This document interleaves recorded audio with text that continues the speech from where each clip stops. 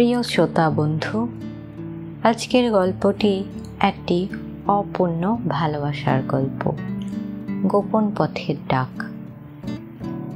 সূর্য ডুবে যাচ্ছে আর তার লালচে আলো পড়ছে একটি পুরনো পরিত্যক্ত রেল স্টেশনের ওপর। একজন একাকী মানুষ, আর্য, প্ল্যাটফর্মের প্রান্তে দাঁড়িয়ে দূরের দিকে তাকিয়ে আছে। বাতাসে নস্টালজিয়া আর রহস্য মিশে রয়েছে। আজকের এই সন্ধ্যায় কেন যেন মনে হচ্ছে কিছু একটা ঘটতে চলেছে। সেই পুরনো দিনের স্মৃতি আবার যেন নতুন করে ডাকছে আমাকে। সে তার হাত ঘড়ির দিকে তাকায়। এখন প্রায় 6টা বাজে। সেই সময় যখন শেষ ট্রেনটি এই পথে আসতো, বহু বছর ধরে স্টেশনটি পরিত্যক্ত, তবু আর্য অনুভব করেছে যেন কেউ তার জন্য অপেক্ষা করছে। দৃশ্য পরিবর্তন হয় বহু বছর আগের এক ব্যস্ত রেল স্টেশনে। আর্য তখন অপেক্ষা করেছে কারোর জন্য।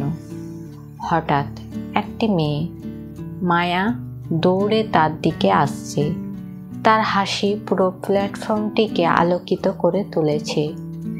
মায়া, আমি জানতাম তুমি অপেক্ষা করবে আর্য। আর্য, তোমার জন্য অপেক্ষা না করে কি থাকতে পারি? তারা দুজনেই হালকা মুহূর্ত উপভোগ করে। তাদের বন্ধন স্পষ্ট। ট্রেন এসে যায় এবং তারা দুজনে একসাথে ট্রেনে চড়ে এক অজানা অ্যাডভেঞ্চারের দিকে রওনা হয়। বর্তমান সময়ে ফিরে আসা। আর্য হঠাৎ দূরে একটি হুইসেলের শব্দ শুনতে পায়। সে অবাক হয়ে পিছনে তাকায়। এখানে আর কোনো ট্রেন আসার কথা নয়।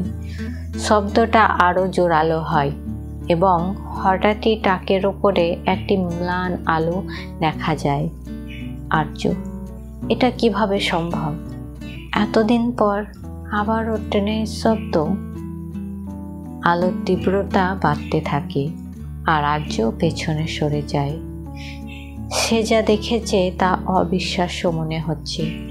পুরনো স্টেশন, যেটি এতদিন নীরব আর পরিত্যক্ত ছিল, এখন ট্রেনের শব্দে যেন জীবন্ত হয়ে উঠেছে। ট্রেনটি প্ল্যাটফর্মে এসে থামে। দরজা খুলে যায় আর আর্য অবাক হয়ে দেখে মায়া সেই আগের মতোই ট্রেন থেকে নেমে আসছে। সে ঠিক যেমন ছিল বহু বছর আগে, একটুও পরিবর্তন হয়নি। তার চোখে এখনো সেই উষ্ণতা রয়েছে। আর্য, মায়া, কিন্তু তুমি তো। মায়া, আমি কখনোই তোমার থেকে দূরে যাইনি আর্য।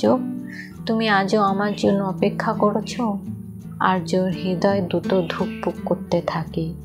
সে মায়ার দিকে হাত বাড়িয়ে দেয়, কিন্তু তার হাত মায়ার শরীরের ভেতর দিয়ে চলে যায়। মায়ার চেহারা যেন স্মৃতির মতো ক্ষীণ হয়ে উঠেছে। আর্য, এটা কি হচ্ছে? তুমি কি সত্যি এখানে আছো, নাকি আমি কোনো স্বপ্ন দেখছি?